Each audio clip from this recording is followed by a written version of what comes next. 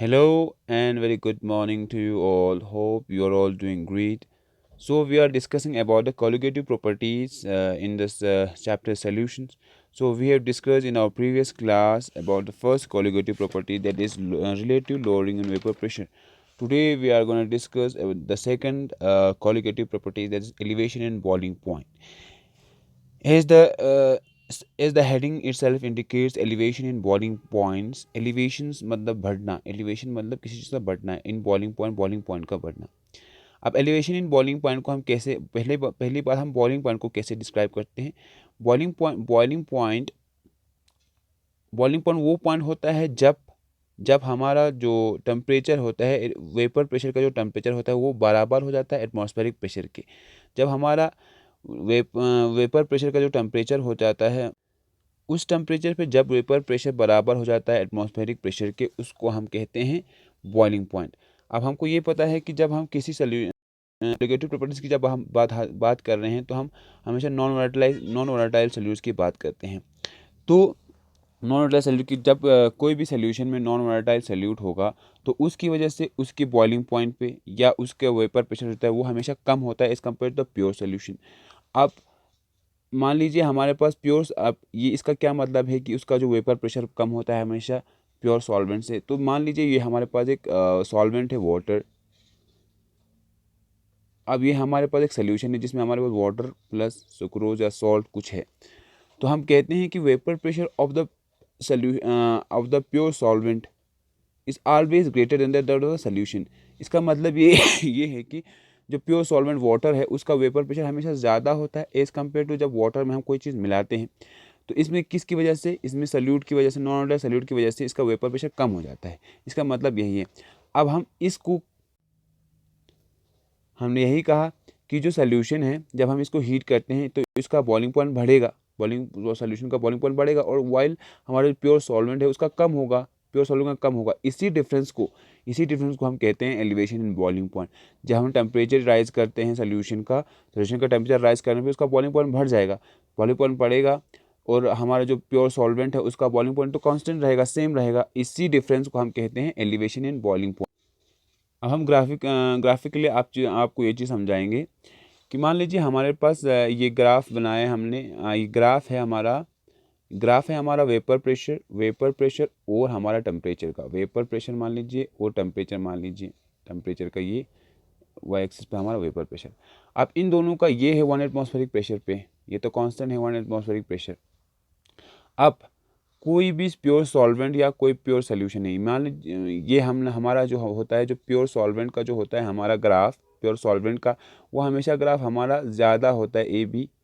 A B का जो graph होता है, बी सॉरी ये मान लीजिए बी, और जो ए बी का जो ये है हमारा प्योर सॉल्वेंट का, प्योर सॉल्वेंट का हमेशा वेपर प्रेशर ज़्यादा दिखाता है एज़ कम्पेयर टू हमारा सोल्यूशन. ये है सी डी. ये हमारा क्यों कम दिखाता है, क्योंकि इसमें नॉन वोलेटाइल सोल्यूशन में हमारे पास नॉन वोलेटाइल सॉल्यूट भी है. इस चीज़ को हम हीट करने पे जब इसके बराबर लाएंगे, वेपर प्रेशर के बराबर, तब हम कहेंगे इसको एलिवेशन इन या एलिवेशन इन बॉइलिंग पॉइंट. जब ये दोनों ये है हमारा ए बी ग्राफ हमारा रिप्रेजेंट करता है क्या, प्योर सॉल्वेंट को, और सी डी जो हमारा रिप्रेजेंट करता है वो हमारा सोल्यूशन को रिप्रेजेंट करता है. अब इस ग्राफ में आगे देखिए, ये हमारा प्योर सॉल्वेंट है, ये हमारा सोल्यूशन है. ये जो एक्स एक्सिस पे हमारा टी बी नॉट है, इस एक्सिस पे जो टी बी नॉट है, इस पॉइंट पे ये टी बी नॉट, इस पॉइंट के टेम्परेचर पे हमारा जो प्योर सॉल्वेंट होता है वो एटमॉस्फेरिक प्रेशर के बराबर हो जाता है, वाइल हमारा टी बी पे हमारा बराबर हो जाता है वाई एक्सिस पे हमारा ये एक एटमॉस्फेरिक प्रेशर के. टी बी हमारे पास ये जो है हमारा सोल्यूशन है, सोल्यूशन हमारा बराबर होता है वाई एक्सिस पे टी बी टेम्परेचर पे हमारा वेपर प्रेशर के बराबर हो जाता है, एटमॉस्फेरिक प्रेशर के बराबर. अब मैथमेटिकली हम एलिवेशन इन बॉइलिंग पॉइंट को जब रिप्रेजेंट करते हैं तो हम लिखते हैं delta T B is equal to T B minus T B not. Delta T B है हमारा चेंज इन वेपर प्रेशर या change in boiling point, delta T B. और टी बी है हमारा बॉइलिंग पॉइंट, टी बी है हमारा boiling point of the solution, और T B not है हमारा प्योर सॉल्वेंट का. हमारा जो एलिवेशन इन बॉइलिंग पॉइंट बराबर होता है वो हमारा change in delta B change in T B is equal to T B minus T B not. T B हमारे पास डेल्टा टी बी हमारा क्या है, डेल्टा टी बी हमारा एलिवेशन इन बॉइलिंग पॉइंट, या हम कह सकते हैं चेंज इन टेम्परेचर ऑफ जो हमारा सोल्यूशन है ये एज कम्पेयर टू हमारा सॉल्वेंट है, प्योर सॉल्वेंट। और टी बी है हमारा टेम्परेचर ऑफ सोल्यूशन, और टी बी नॉट है हमारा temperature of the pure solvent. अब हम एलिवेशन इन बॉइलिंग को जब हम रिप्रेजेंट करते हैं तो हम लिखते हैं delta T B elevation in boiling point is equal to T B minus T B not. ऐसे रिप्रेजेंट करते हैं हम एलिवेशन इन बॉइलिंग पॉइंट को मैथमेटिकली। अब मैथमेटिकली ये देखा गया या उन्होंने एक्सपेरिमेंटली ये देखा गया कि डेल्टा टी बी बराबर होता है, डायरेक्टली प्रोपोर्शनल होता है मोलर कंसंट्रेशन के, मोलैलिटी के। हमने कहा कि जो एलिवेशन इन बॉइलिंग पॉइंट होता है एक्सपेरिमेंटली एक वैल्यू है, एलिवेशन जो बॉइलिंग पॉइंट होता है वो बराबर होता है, वो डायरेक्टली प्रोपोर्शनल होता है मोलर कंसंट्रेशन के। तो जब इस प्रोपोर्शनलिटी कांस्टेंट को हम हटाएंगे T B is equal to हम के बी एम लिख सकते हैं, के बी एम। अब ये के बी क्या है, ये कांस्टेंट है, के बी कांस्टेंट है किसी का मोलर बॉइलिंग पॉइंट का, या के बी कांस्टेंट को हम molar boiling point elevation constant भी कह सकते हैं। ये के बी है हमारा एक कांस्टेंट टर्म है जिसको हम प्रोपोर्शनलिटी को हटाने के लिए कांस्टेंट टर्म जैसे यूज़ करते हैं, वो कांस्टेंट टर्म हमारे पास के बी है। अब जब हम ये ऊपर के जो जब ये ऊपर का जो ये जो इक्वेशन है इसमें जब हम molality m is equal to 1 रखेंगे तो यहाँ delta elevation in boiling point हमारा बराबर हो जाएगा हमारा कांस्टेंट के साथ।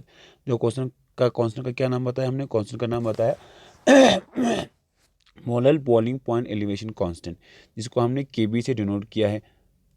यहाँ से जब हम के बी को जब हम डिनोट करेंगे या के बी को डिफाइन करेंगे तो कैसे कहेंगे, के बी क्या होता है, किसी सोल्यूशन में जब 1 ग्राम मोल सल्यूट डिज़ोल्व होता है 1000 ग्राम सॉल्वेंट में, 1 ग्राम मोल जब डिज़ोल्व होता है 1000 ग्राम सॉल्वेंट में, तब हम इसको के बी के बराबर बोलेंगे। के बी को जब हम डिफाइन करेंगे तो बोलेंगे when a solution containing 1 gram mole of solute, a solution containing 1 gram mole of solute dissolved in 1000 gram of solvent, इसको हम कहेंगे, क्या कहेंगे, इसको हम कहेंगे के बी, जिसको हमने कहा था molar boiling point elevation constant कहेंगे, या इसका और एक नाम है एब्लियोस्कोपिक कांस्टेंट भी कहेंगे, या मोलर बॉइलिंग पॉइंट कांस्टेंट कहेंगे इसको हम।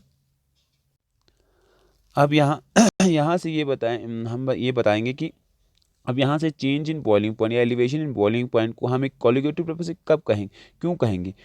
अब हमारा जो रिलेशन है delta T B change in elevation directly proportional to, उन्होंने कहा एम क्या है, मोलैलिटी को हम कैसे डिफाइन करें, number of moles of solute dissolve per kg of solvent, 1 kg solvent में कितना डिजोल्व हुआ मोल्स, उसको हम कहते हैं मोलैलिटी। अब delta T B directly proportional to the molar concentration है, इसीलिए मोलर कंसंट्रेशन मतलब क्या हुआ, molar concentration number of moles हुआ, नंबर ऑफ मॉलिक्यूल्स हुआ, मोलर कंसंट्रेशन का मतलब नंबर ऑफ मॉलिक्यूल्स हुआ।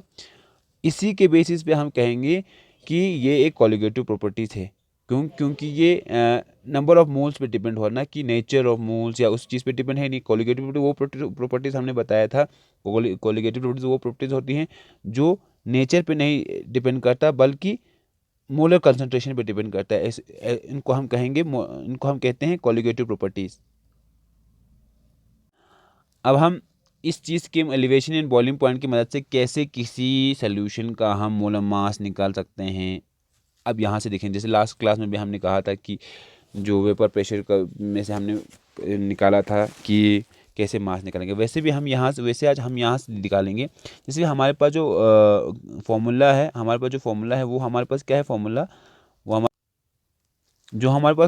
हमारा फर्स्ट जो फॉर्मूला है वो है delta T B change in elevation in boiling point is equal to K B m. ये है हमारे पास रिलेशन, लास्ट जो रिलेशन हमारे पास आए वो हमारा ये रिलेशन है। एम हमारे पास मोलैरिटी है, नंबर ऑफ मोल्स है या मोलर कंसंट्रेशन है, के बी हमारे पास कांस्टेंट है, ये T B change in elevation boiling point है। अब हम इस चीज़ को कैसे मान लो हमने यहाँ पे कोई सल्यूट लिया जिसका वेट WB था, WB वेट ऑफ सल्यूट है, और हमने एक सॉल्वेंट लिया जिसका मास, जिसका वेट या जिसका मास हमारे पास WA है सॉल्वेंट का, ये, और इसका जो मोलिकुलर मास MB है, मोलिकुलर मास ऑफ सल्यूट, वैसे ही VMA molecular mass of solvent है। अब जब हम मोलैलिटी निकालते हैं, मोलैलिटी का जो फॉर्मूला होता है, मोलैलिटी का जो फॉर्मूला है वो है M is equal to molality का जो फॉर्मूला है M is equal to number of moles of solute per kg of solvent, एक सॉल्वेंट में कितना, तो मोलैलिटी इज इक्वल टू कितना हुआ, number of moles. Number of moles को हम कैसे करेंगे, कैलकुलेट करते हैं, number of moles is equal to number of moles, एक minute, number of moles N is equal to mass upon molar mass, mass upon molar mass. मास क्या है हमारे पास, मास हमारे पास क्या है, मास ऑफ सॉल्यूट हमारे पास WB, mass of solute divide by molar mass क्या है हमारे पास, मोलर मास MB। अब मोलैलिटी का जो क्या फॉर्मूला है, मोलैलिटी का फॉर्मूला है number of moles WB upon MB divide by volume of solution और solvent, weight of solvent kg, weight of solvent हमारे पास क्या है WA, अगर केजी में है तो ये ठीक, यहाँ से नंबर ऑफ मोल्स निकालेंगे। अब ये चीज़ केजी में नहीं ग्राम्स में है, तो हम मोलैलिटी को कैसे डिफाइन करेंगे, मोलैलिटी को हम लिखेंगे M is equal to WB upon WA into MB, molar concentration of B into 1000 जब करेंगे तो हमें यहाँ पे ग्राम्स में कैलकुलेट होगा, ऐसे करेंगे हम ग्राम्स। अब ये जो हमारे पास हमारे पास डिराइवेशन आई, जब इसको हम अपनी जो हमारे पास डिराइवेशन किया था हमने एलिवेशन बॉइलिंग पर, उसमें हम डालेंगे, जैसे कि जिसका जो था हमारा डेल्टा TB एलिवेशन बॉइलिंग पर इज इक्वल टू KBM। अब M की जगह, मोलैलिटी की जगह हम इस चीज़ को डालेंगे, तो हमारे पास जब इस चीज़ को डालेंगे तो हमारे पास ये बनेगा हमारे पास इक्वेशन। अब इस इक्वेशन से हम निकाल पाएंगे क्या, इस इक्वेशन से हम MB निकाल पाएंगे, ठीक। अगर इस बाकी सब चीज़ गिवन होगा तो यहाँ से हम निकाल पाएंगे MB क्या है हमारे पास, MB है मोलर मास ऑफ सल्यूट, यहाँ से हम मोलर मास ऑफ सल्यूट निकाल पाएंगे बस। तो यहाँ से ऐसे करेंगे हम determination of molar mass of a solute, किसी सल्यूट का मोलर मास कैसे कैलकुलेट करेंगे, with the help of elevation boiling point. ये था आज का हमारा टॉपिक, होप आप लोगों को समझ में आया हो। ऑनलाइन जो क्लास होता है उसमें हम एक बार फिर से डिस्कस करेंगे। Thanks for your time and thanks for the session. Hope you are all doing good, stay positive, stay healthy.